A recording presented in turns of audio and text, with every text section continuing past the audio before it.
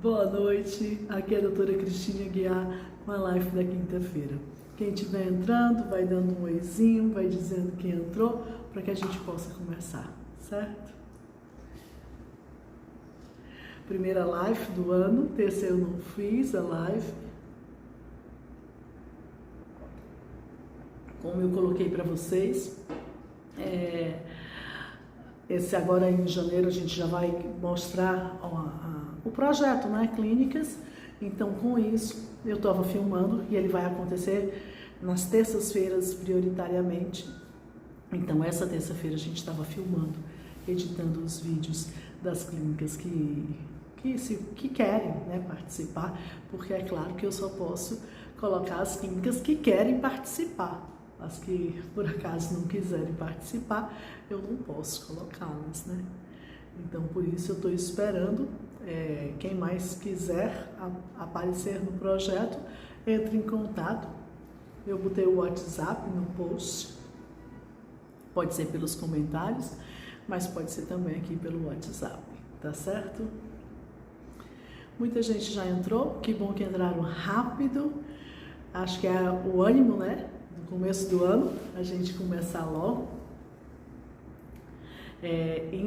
Eu hoje fiz um post que me deixa preocupada. Me deixa preocupada porque, como todos, acho que como todo mundo, eu estava achando que esse ano nós iríamos entrar numa maior normalidade. Eu espero que isso ainda aconteça. Quer dizer que cada vez a gente esteja mais dentro da antiga normalidade. Porém, mal começou o ano, né? Nós estamos ainda no dia 6, dia de Reis. Então, começo do ano, é o dia de desmontar a árvore de Natal, e a gente já está tendo um comunicado da Secretaria de Saúde do Estado para cancelar as cirurgias eletivas, resguardando leitos para uma possível terceira onda, um aumento importante dos casos, as emergências com síndromes gripais, um número realmente importante. Então, é importante que agora a gente tenha um maior cuidado. Quem tinha dado uma relaxada, volte a ter os seus cuidados de uso de máscara, sobre o uso de álcool gel, para que a gente possa tentar não entrar nessa terceira onda, porque eu me entristeci, baqueei de pensar que a gente possa dar um passo para trás. Então, é triste essa possibilidade de a gente ter que dar um passo para trás. Mas se tiver que dar, nós vamos dar, né? Então a gente vai fazer o que for necessário. Então, assim, quem quiser me perguntar, pode perguntar, porque independente do tema do que eu vou falar, as perguntas estão livres e eu vou responder normalmente. Hoje eu vou falar de uma coisa tão banal, mas é que hoje eu conversei muito, agora há pouco, com uma das mães sobre isso, e às vezes são coisas do nosso dia a dia que a gente conversa, e às vezes eu me esqueço de falar aqui na live, e eu achei importante, me lembrei, eu já tinha escolhido outro tema, e eu disse, gente, eu vou falar disso. Nós estávamos falando sobre as vivências da infância, como as coisas mudaram, como a gente não sabe nem como, é uma coisa que muda rápido, muda lento, mas assim, as pessoas, nos últimos 30 anos, as coisas mudaram de uma certa forma que as mães como um todo, elas ficaram muito aplicadas, muito dedicadas aos filhos, e isso, claro que é muito bom.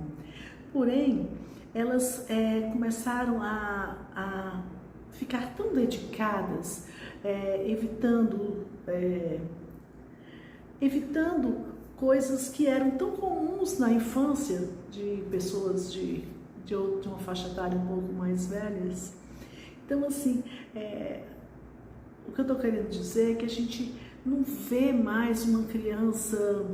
Não é tão comum a gente ver uma criança se lambuzando, comendo uma fruta, porque para ela ficar limpinha, a mãe faz um suco e bota naquele copinho de bico de pato que não dá para derramar. Então ela tem o nutriente da fruta, porém tudo muito higiênico, tudo muito limpinho. Então a criança aí com isso, as mães começaram a ter o hábito de ficarem botarem o celular na frente e botar a comida na boca da criança, para não fazer sujeira, porque naquela época a gente botava a criança botava a mão dentro da comida e pegava a comida com a mão, botava na boca, chupava o dedo sujo, melado com o caldo do feijão, melado com a manga, e então ficou tudo muito limpinho, séptico, tudo muito perfeito, né? Só que essa perfeição, essa limpeza, essa coisa muito, ela sem querer, sem ter esse intuito, sem ter esse pensamento, a mãe que fez isso não pensou que aquelas experiências eram vivências e eram vivências necessárias na infância. A criança, ela precisava disso. Então hoje eu atendi uma criança que está com hipotonia de musculatura, mas aí eu não sei se é uma hipotonia porque ele tem uma hipotonia de musculatura ou se é por falta de uso, já que a mãe mesmo fala, ele não mastiga, porque ele sempre foi assim. Então eu corto muito miudinho, ele já engole, ele toma vitamina, mas ele não come fruta. Quer dizer, a hipotonia ocorre porque a criança tem uma hipotonia de musculatura ou apenas por falta de mastigação, por falta de estímulo adequado? Então as mães não perceberam, mas a criança precisava disso, ela precisava arrancar pedaço, chupar laranja. É inevitável que ela se lambuze, que ela se suje, que escorra o sumo da fruta nos braços, que suje o chão, é inevitável. Mas aquilo ali era necessário para a coordenação motora, para fortalecimento de musculatura, para a descoberta da criança. Então, vamos tentar entender que esse muito limpinho demais, isso tudo muito asséptico, onde você bota o suco dentro daquele copo de bico de pato, aí coloca a criança na frente de uma TV, na frente de um celular, e você bota comida que não derrama, que não suja. Mas a criança, ela não viveu a experiência. Então a criança precisava, a gente tem que ter agora um movimento de retorno a coisas do passado. A criança descobriu os sabores, a criança descobriu o que é pisar. Ai, aqui eu moro em Fortaleza, quem é? Toda criança que foi para a praia comeu areia. Ai, faz bem comer areia? Não, mas é a curiosidade, toda criança chegou na areia e botou areia na boca e depois descobriu que não é de comer, que o gosto é ruim. Mas é uma experiência, ela descobriu, são as próprias descobertas. É assim que se faz o desenvolvimento da criança. A criança, ela deveria estar explorando o mundo, explorando os sabores, pegando, quem tem criança em casa, já viu, você às vezes deixa um limão, a criança pega um limão e chupa o limão e dá uma careta porque ele acha muito azedo, ou então mordeu uma cebola achando que era uma maçã, achando que era uma fruta, mas ela aprendeu vivendo, ela não é espectadora, ela é ator, ela é atriz da vida, ela que estava como parte principal nesse ato.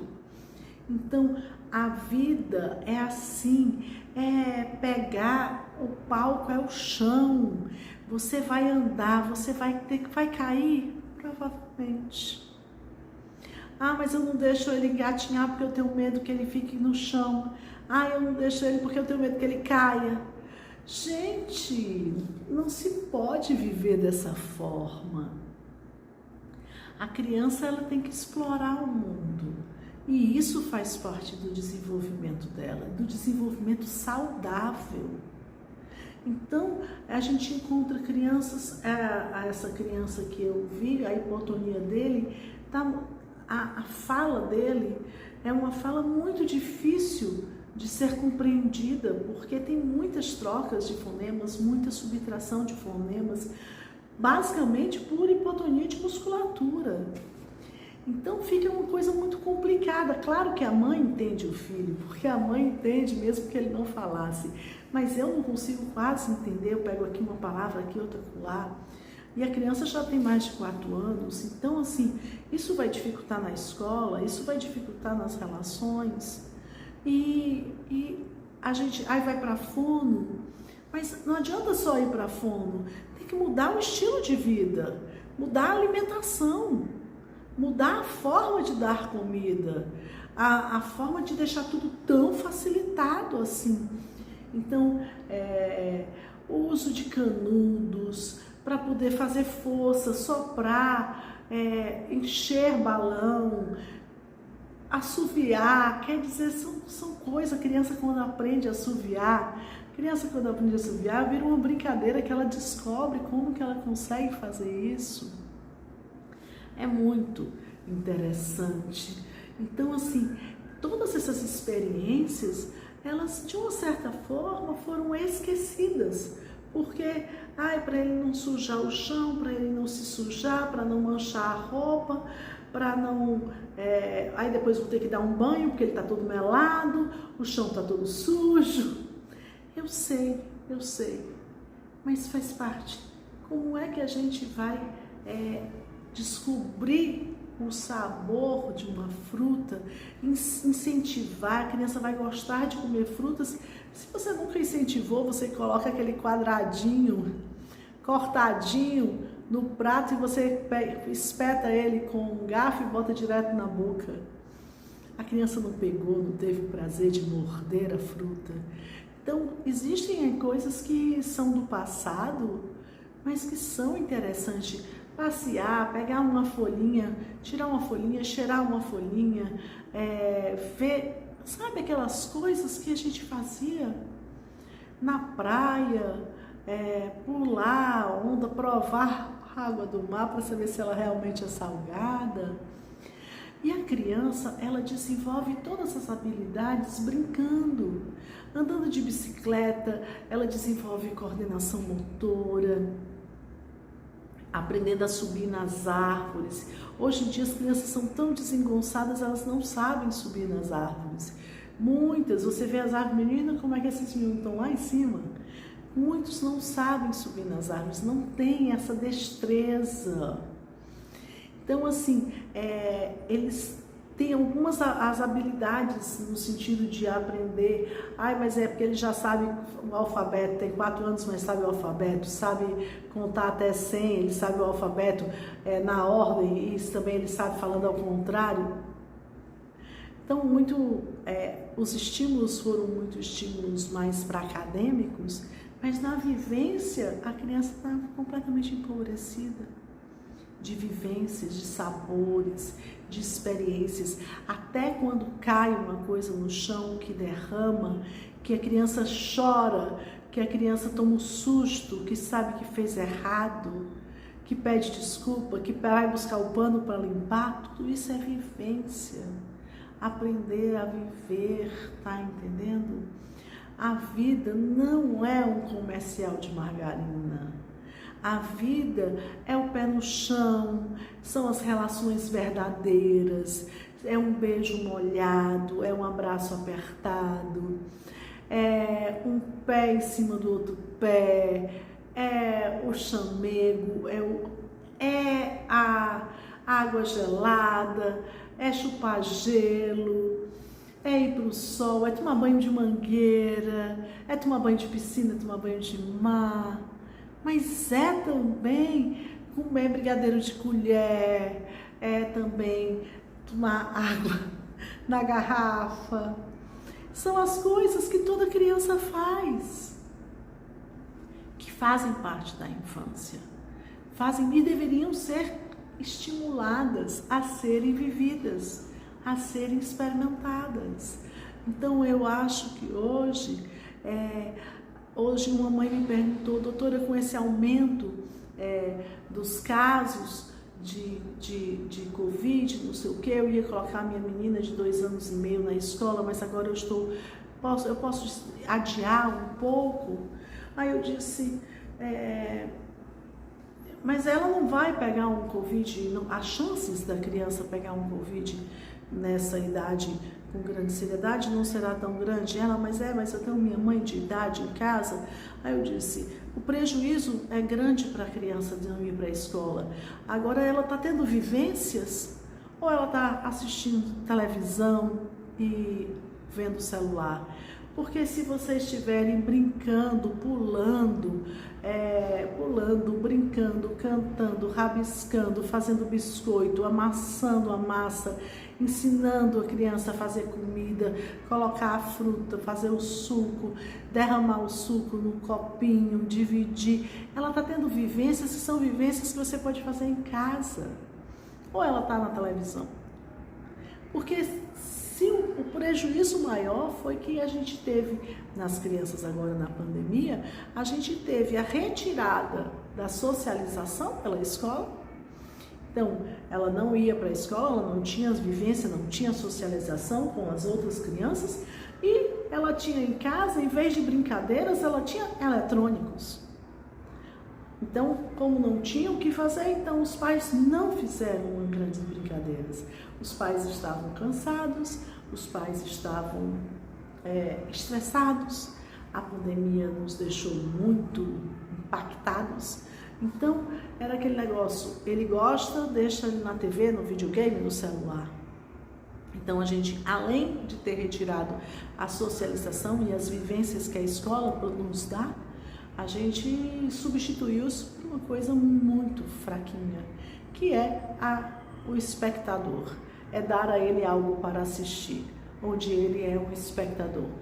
Colocou ele na janela, veja a vida passar. Não, você não é mais um ator, você é um espectador da vida. E ele não conseguiu com isso aprender, porque ele não viveu, ele assistiu a vida. Então, a gente tem que entender que a gente tem que ser ator, viver.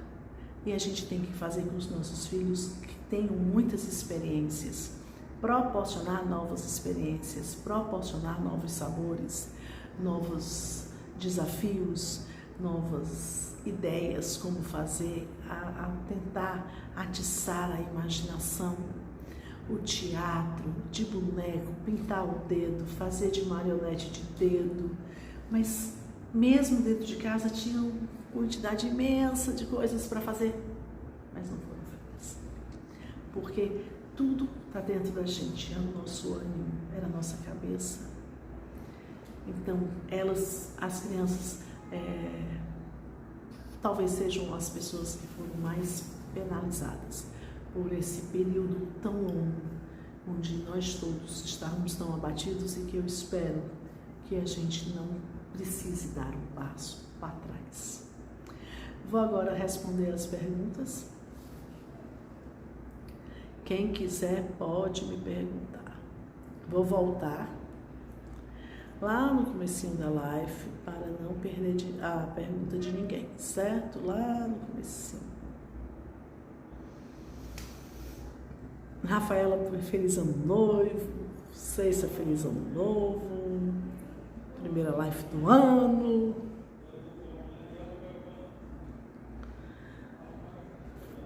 Bruna entrou. Charles entrou. Rafaela, uma pergunta. Qual é o exame que se faz na cabeça da criança que detecta que ela não vai falar? Existe esse exame? Não existe esse exame. Não existe um exame que detecta que a criança não vai falar. Não existe isso. Fale sobre a carbamazepina. Carbamazepina é um anticonvulsivante, mas também é usada como estabilizante de humor. É uma substância muito usada, segura, com poucos efeitos colaterais, que pode fazer uso de forma contínua por muitos anos. Existem pessoas que usam por 10, 20, 30 anos Então, é uma medicação segura, muito usada na neurologia como anticonvulsivante, mas usada também como estabilizante de humor. Doutora, a suprimida pode substituir a risperidona? Não é uma substituição, né? Dizer que tem valores iguais, assim, que vão ter os mesmos efeitos, é uma opção que pode ser usada, que depende do caso, né? Mas normalmente não tem a mesma, não é um equivalente à risperidona.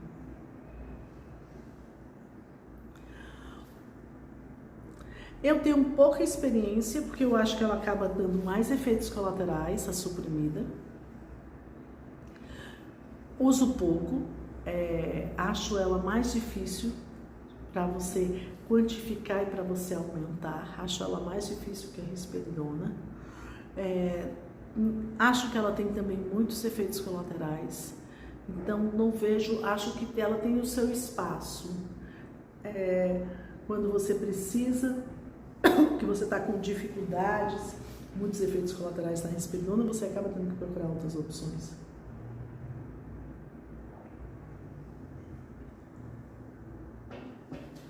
Lúcia entrou. Epilepsia organizada. Fui tomar minha dose de reforço, fila para fazer o teste estava bem maior. Infelizmente.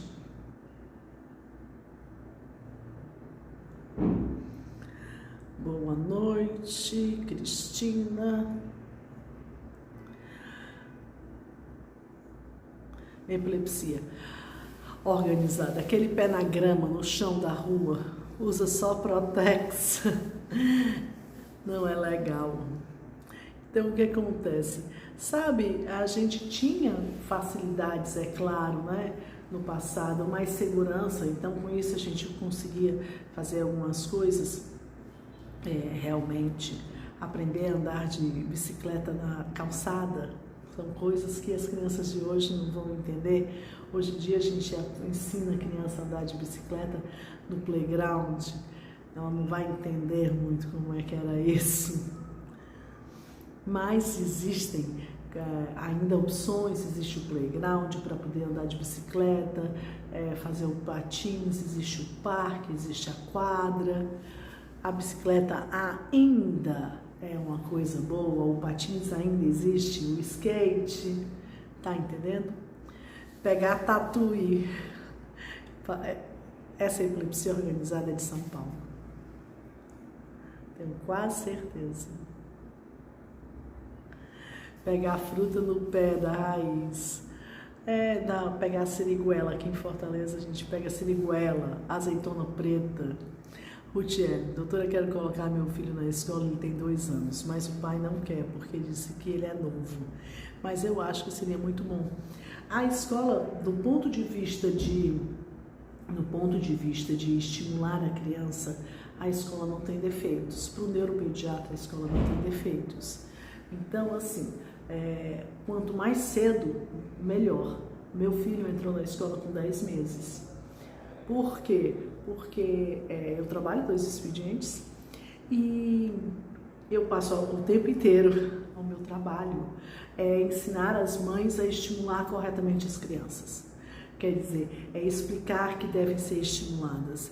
E como eu trabalho os 2 expedientes, as empregadas, as babás, elas não entendem, porque elas não acham isso importante.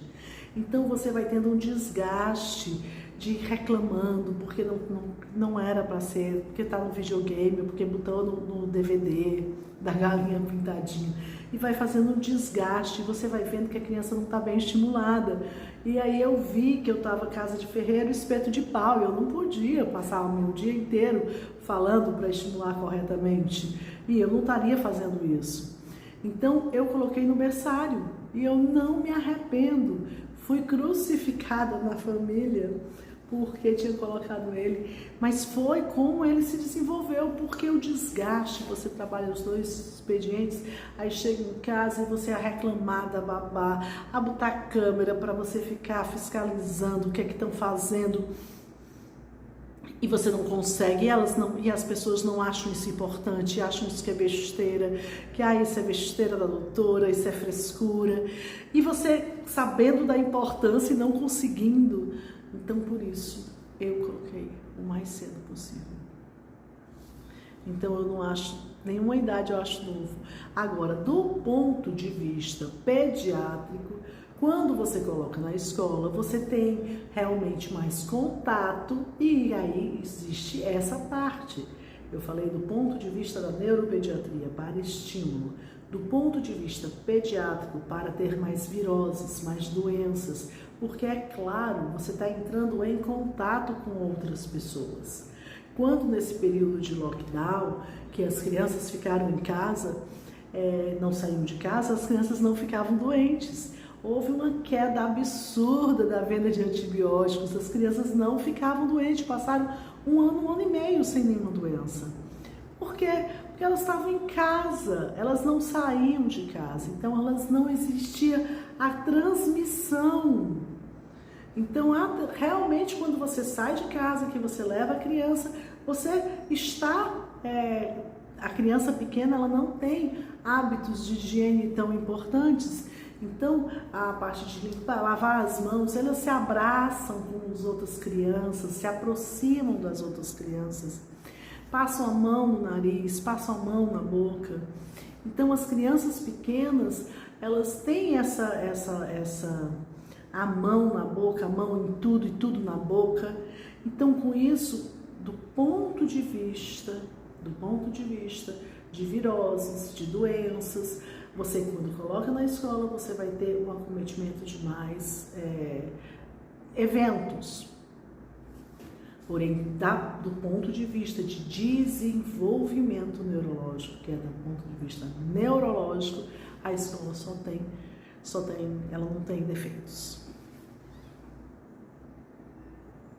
Só tem vantagens. Deiviane, ela está falando verdade. Feliz ano novo, feliz ano novo.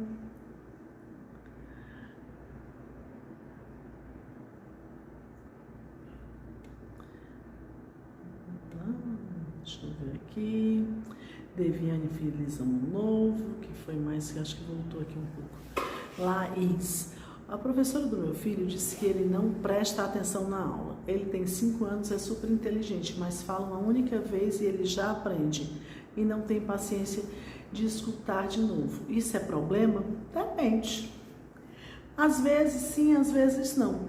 Se por acaso ele for um paciente, uma criança com altas habilidades, isso é um grande problema.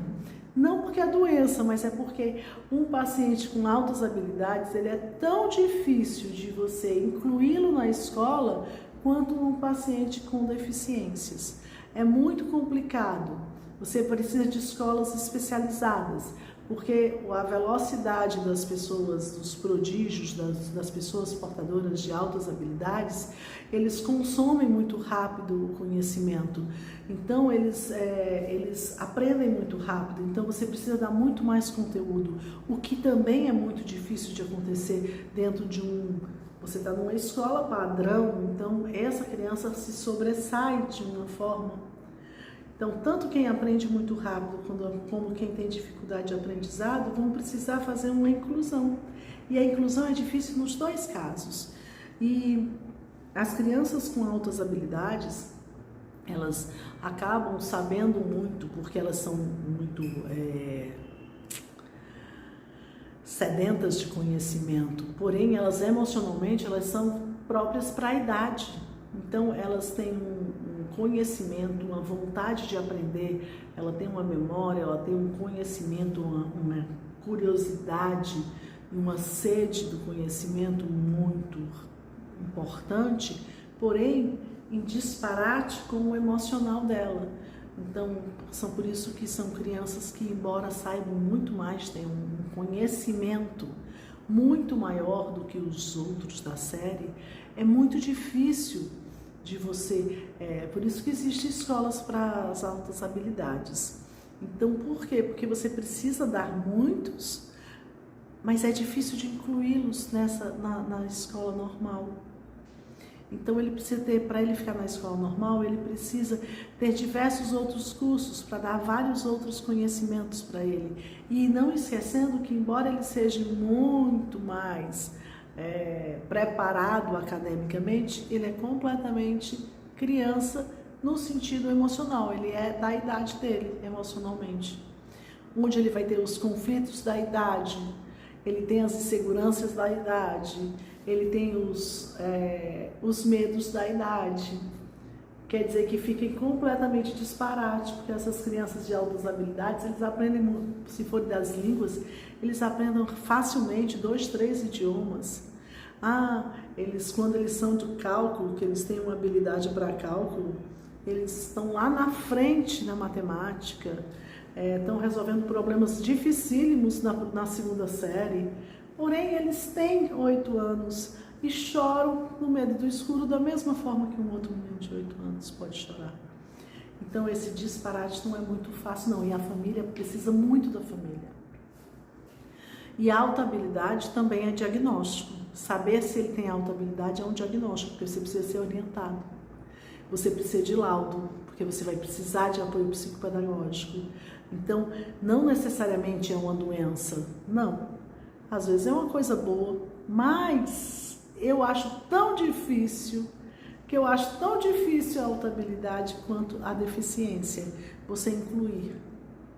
Incluir é complicado. Então, procure ajuda. Laninha, e o neuleptil? Eu acho que o neuleptil, quando o neuleptil consegue melhorar o comportamento, ele é bem mais fraco do que essas outras substâncias que foram faladas, porém ele tem menos efeitos colaterais. Então, eu acho que deve se passar por ele.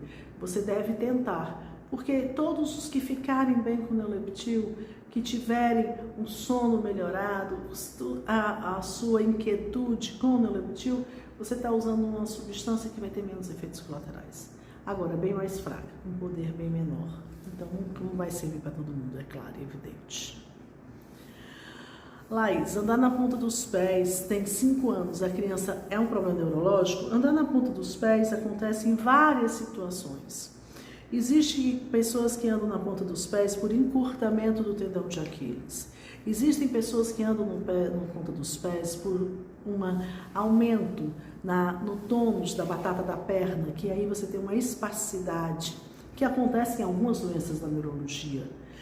Existem pessoas que andam na ponta dos pés porque é um movimento estereotipado. Então, andar na ponta dos pés pode ou não ser doença, porque pode ou não estar dentro de uma doença, mas precisa ser avaliado, porque existem doenças que acontecem. É do Rio de Janeiro, epilepsia organizada?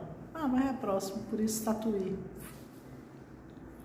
Não era do Nordeste, porque aqui no Nordeste a gente não fala Tatuí.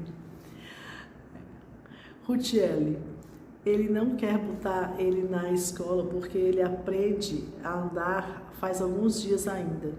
Aí não quer colocar. É o Samuel, doutora. Eu me lembro do Samuel. Aí é uma decisão muito familiar, tá entendendo? E agora é uma decisão muito familiar. Mas o que é importante é que, se você não colocar na escola, não colocar também na TV. Não colocar ele para ficar assistindo TV.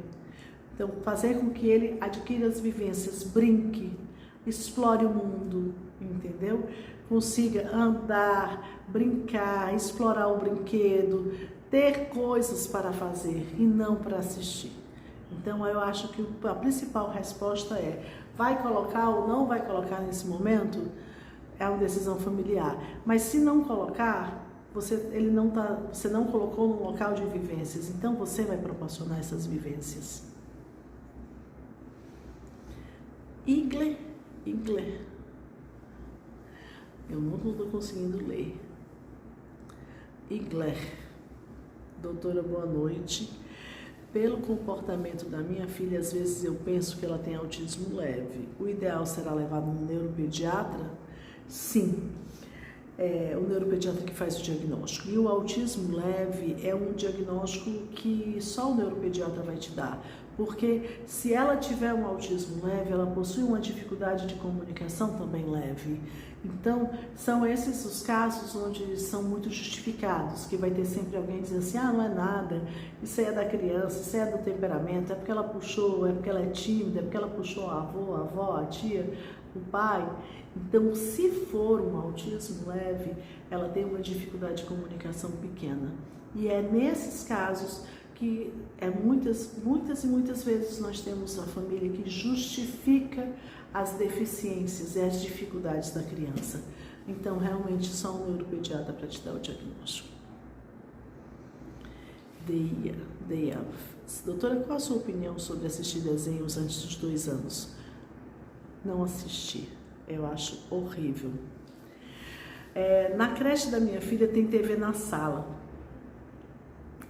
Eu não sei como que você está colocando isso, porque, por exemplo, na escolinha do meu filho existia uma televisão e eles assistiam, tinha um momento que eles iam e assistiam um desenho e saíam.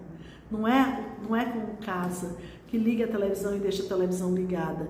Eles têm, às vezes, uma TV, mas eles levam para assistir, aí botam um filme, aí eu me lembro, botavam de vez em quando o Rei Leão, botavam o Aladim, aí imitavam como se fosse cinema, aí tinha pipoca, era um momento. E aí pronto, depois fazia parte, de tempos em tempos eles iam para essa sala, mas é diferente da casa, onde a criança fica no quarto, na sala, com a televisão ligada, e ela fica assistindo a TV de manhã, de tarde, de noite, do tempo inteiro. Então eu não sei porque não seria adequado a creche fazer isso. Na creche não. Na creche essa TV ela tem um momento e não é assim. É um filme que eles colocam. Eles colocam um DVD, aí colocavam uma coisa específica para aquele momento e tira-se. E mesmo assim eu acho inadequado para crianças menores de 2 anos. Muito tempo sem ver uma live sua, tava com saudades. Mas eu fiz live semana passada. Eu fiz na terça. Fazem 2 semanas que eu não faço a live da quinta, porque caiu, né? A quinta-feira caiu no dia 23 e caiu no dia 30, né? Então, com isso, bem pertinho dos feriados. E aí a gente tem que dar um certo descanso. Mas na terça eu fiz, nas 2 semanas anteriores, eu fiz a live da terça-feira. Eu sei que eu tenho públicos que são diferentes. Muitas pessoas que me assistem na quinta-feira não me assistem na terça, porque são horários muito distintos.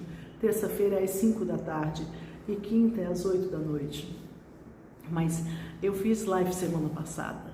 Apenas a gente deu uma reduzida nas filmagens, porque também, né, se a gente não reduz, se a gente não vive as vivências, a gente precisa viver. A gente precisa dar um tempozinho para comprar a roupa do Réveillon, para poder dormir um dia até mais tarde, o ócio, à toa, um pouquinho, né?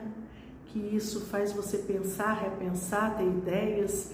O povo chama isso de ócio criativo. Eu acho essa palavra muito legal.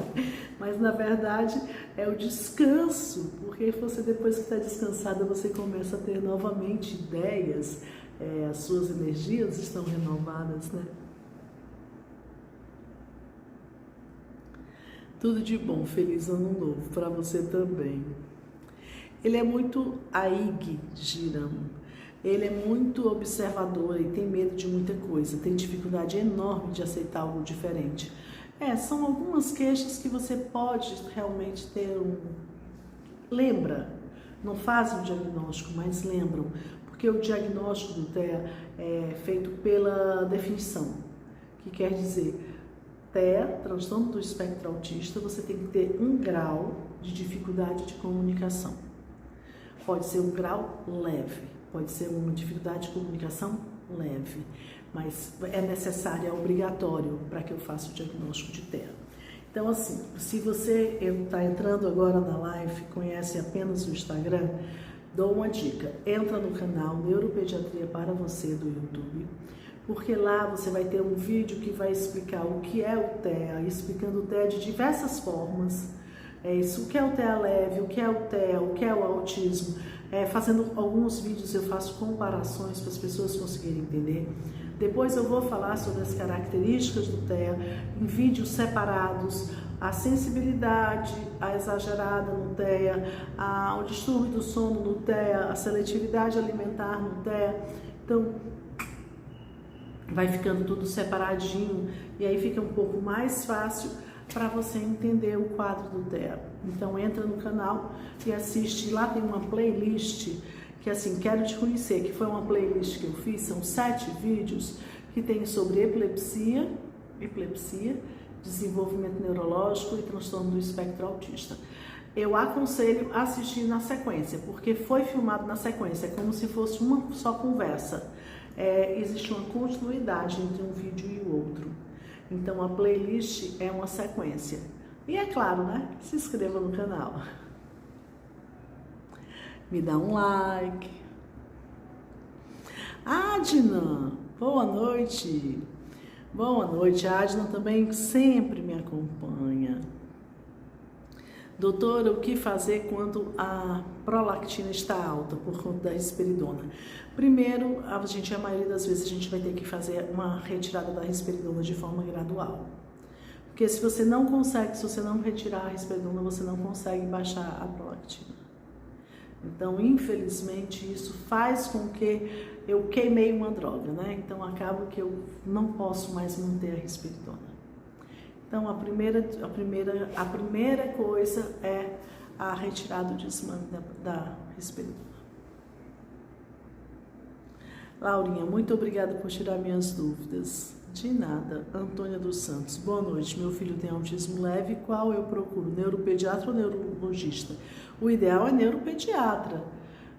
A criança deve ser atendida por neuropediatra. Às vezes ela é atendida por neurologista pela falta do profissional de neuropediatria, já que o número de neuropediatras é muito menor do que o número de neurologistas. Existem algumas regiões que são mais carentes ainda de neuropediatra, mas o neuropediatra realmente, por ser um subespecialista, existe em quantidade bem menor, mas ele é o mais adequado para fazer o atendimento da criança.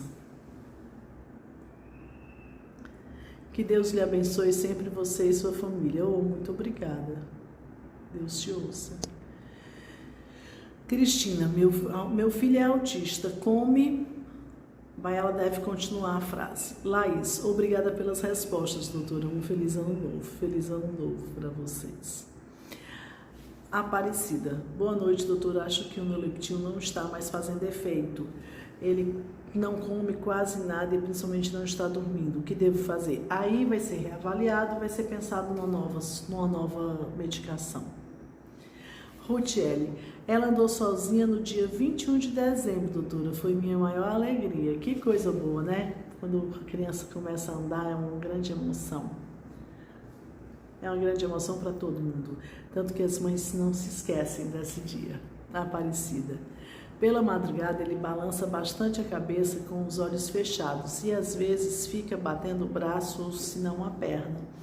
Esses movimentos bem estranhos do sono, você tem tantas possibilidades, você tem distúrbios do sono, você tem parassonias, você tem crises convulsivas durante o sono, existem tantas possibilidades. É importante filmar, viu? Filmar ajuda quando você for ao médico, ao neurologista, você ter filmado esses episódios, porque às vezes vocês falam, mas o que vocês contam não é tão claro para o entendimento do médico. Então, filmar sempre ajuda.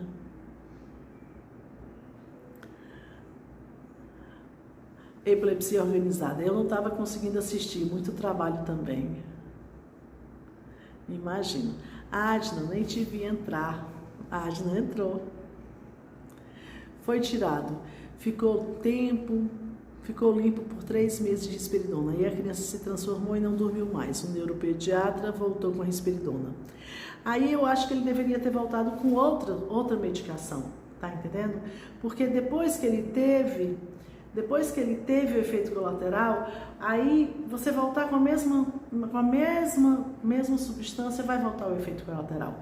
Então, claro, quando eu digo assim, aumentou a prolactina, você vai ter que tirar a risperidona.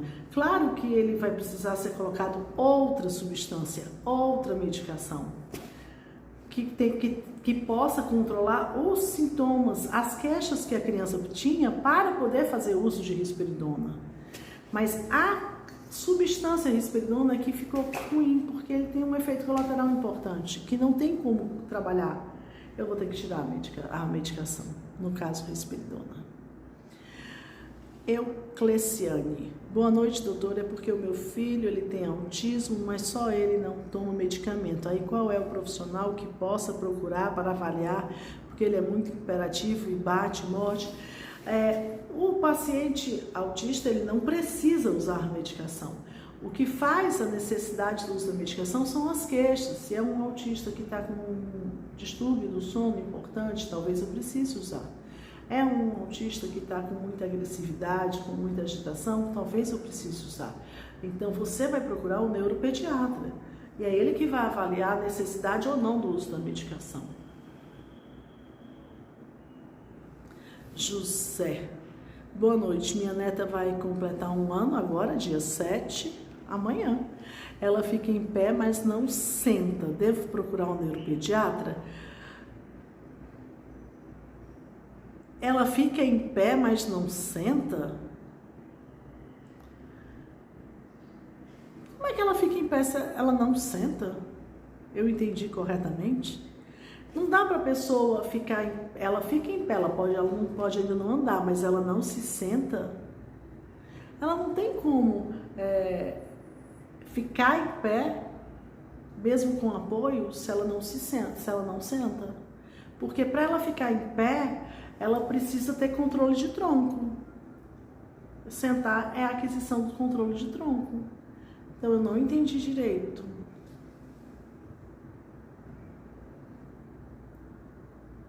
Adna, mas vou repetir o exame, porque ele nem ficou em repouso. Tem que ficar 30 minutos em repouso. Ele não ficou. A doutora não sabe ainda da prolactina.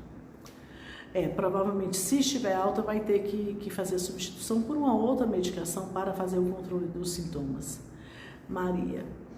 Boa noite, meu filho, Júlio César, ele não interage com outras crianças, não sei se o fato dele é porque ele não tem crianças para brincar, como posso diagnosticar se ele tem autismo?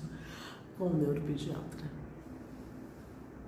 Porque é um diagnóstico clínico, então você precisa de um profissional que faça o diagnóstico. Sanderli. Oi, doutora, agora em janeiro vou levar o Arthur novamente. Adna, vou repetir antes de voltar no neuro o exame da prolactina. Tá certo.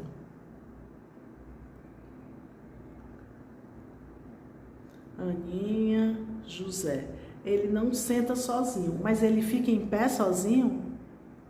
Ou você também bota ele em pé?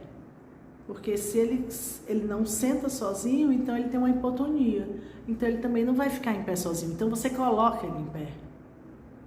Aí não conta, isso não conta. A gente conta o que a criança faz. O que ela faz, não o que você faz por ela.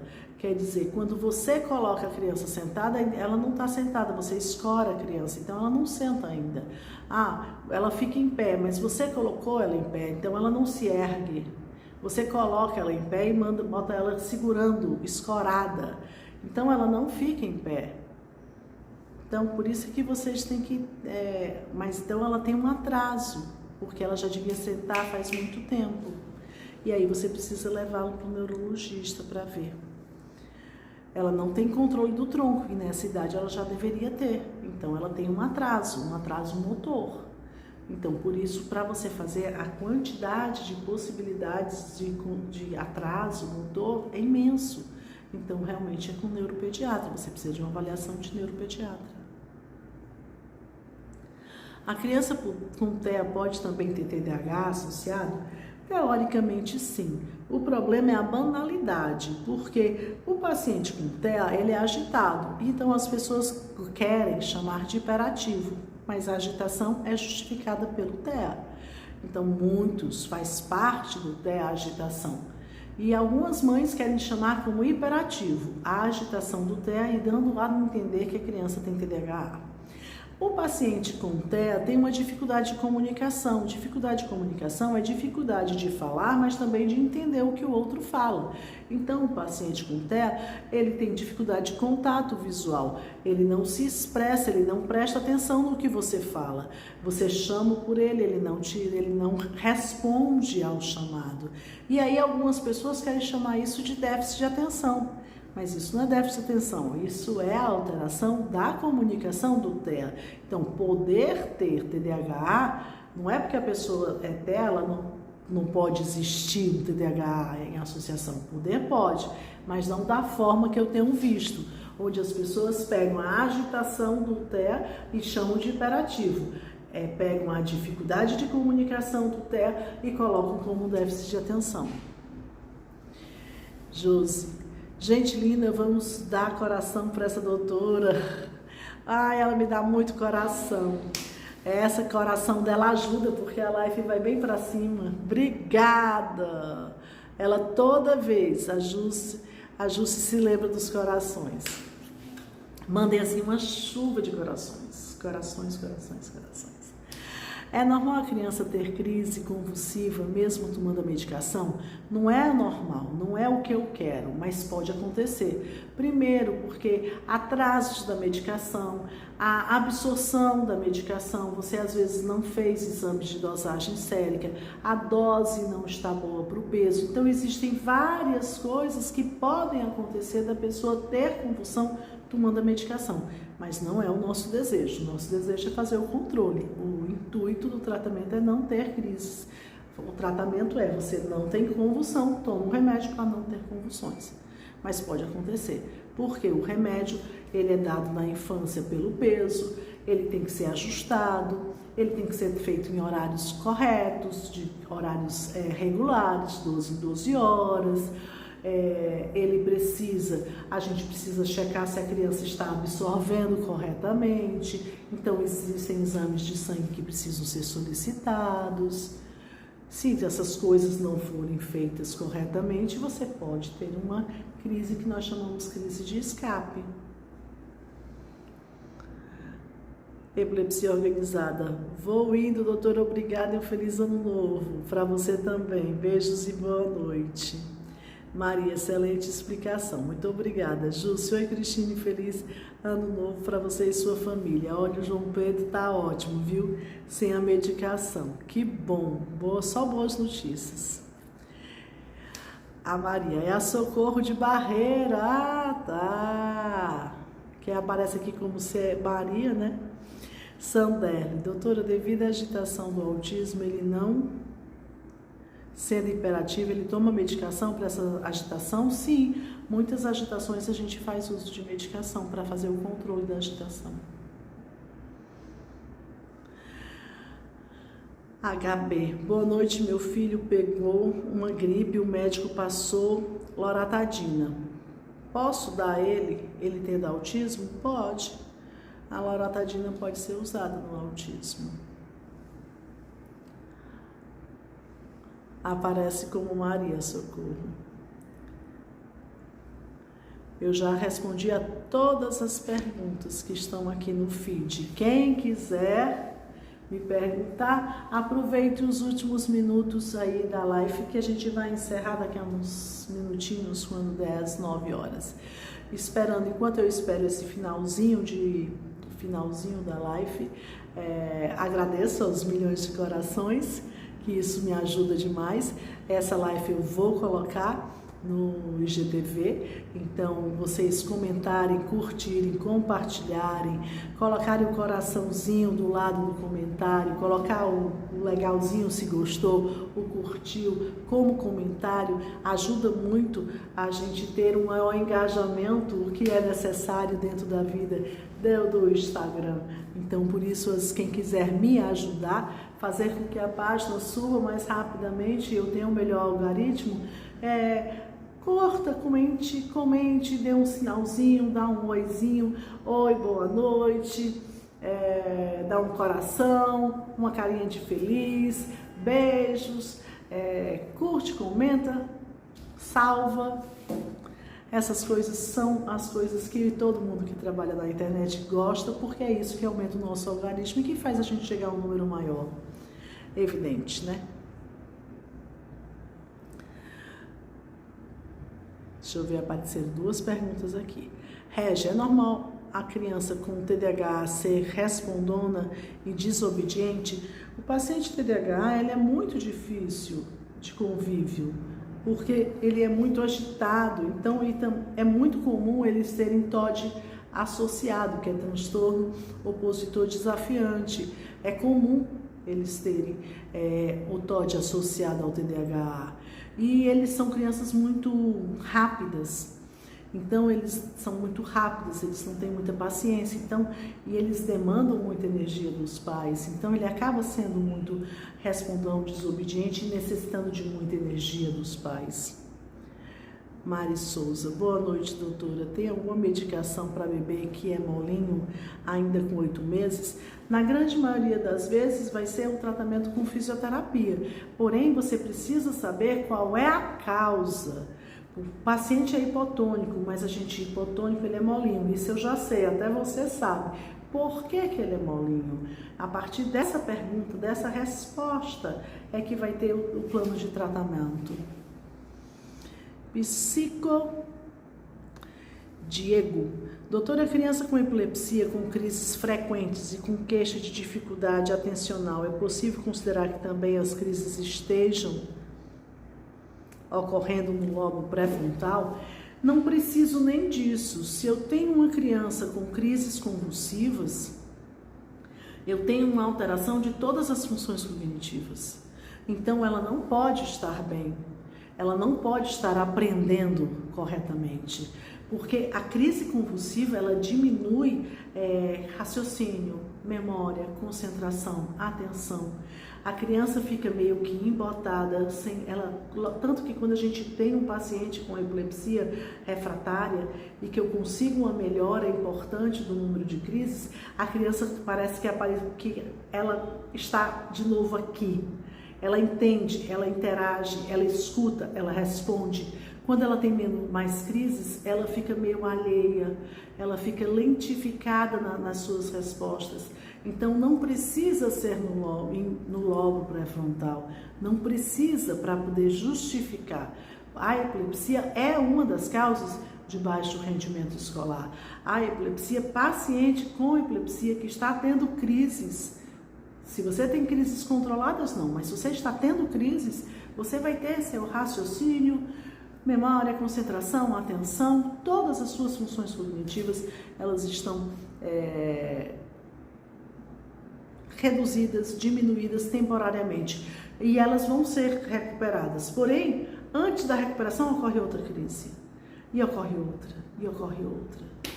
Então isso ocorre sempre, quer dizer, é uma coisa, quando eu tenho crises, paciente com epilepsia refratária, por consequência, eu tenho um baixo rendimento escolar, um baixo aprendizado, uma dificuldade de aprendizado. Faz parte, é uma consequência. Indiferente, não tem a menor diferença de onde se origina a crise. Janete, doutora, bom ano. A criança que não fala mais de 2 anos, ao se frustrar, é normal morder quando contrariada? Primeiro, ela não falar depois dos 2 anos não é normal. E o ato de se morder quando contrariado, Não é que seja o fim do mundo, mas não é um hábito tão comum a criança se morder, se machucar ao ser contrariada. Então, merece avaliação, porque você está com duas queixas. Primeiro, o atraso da fala e segundo, o distúrbio de comportamento. Shirlene, doutora, boa noite. Tem medicação que não pode dar para autista? Desses mais comuns? O que você não pode dar? Estimulador de apetite, você não deve dar. Corticoide é uma coisa que precisa ser dado só sobre orientação, porque a dose e o tempo do uso, eles precisam ser muito precisos. Então, mas o principal, a coisa mais comum é os estimuladores de apetite que não podem ser dados, porque eles causam irritabilidade e agressividade. Sol, boa noite, boa noite. Lani Enzo, é normal uma criança com autismo não querer compartilhar os brinquedos com outra criança e deixar os pais pegarem outra criança? Sim, isso é normal. Compartilhar e dividir, compartilhar, a pessoa não nasce compartilhando, ela aprende. E como aprende? Porque a família ensina falando, deixa o neném pegar, dê um pedacinho para ele quer brincar com o seu carrinho, quer dizer, a criança vai entendendo, compreendendo, não nasce sabendo. Adna, estou sofrendo com minha bebê com TOD e TEA, dá mais trabalho do que as outras, com TEA moderada e TDAH e ter muita paciência, verdade. Sol, minha filha tem crises convulsivas mesmo tomando a medicação. Existem crianças com epilepsia refratária que vão ter crises convulsivas porque a epilepsia é refratária ao tratamento. Então, existem as pessoas que têm a crise convulsiva usando o medicamento, mas são crises de escape. Acontece por atraso, por inadequação de dose, por causa de uma febre, de um evento, e não são epilepsias refratárias. Então, existem dois tipos de pessoas que têm crises convulsivas em uso de medicamento.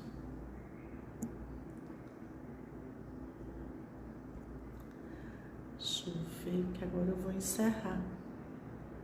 Última, minha filha faz tratamento para puberdade precoce, percebo que ela anda muito irritada. Ela não era assim. Aí você tem que falar com o endócrino, né? Porque se tiver relação com o tratamento, vocês precisam conversar.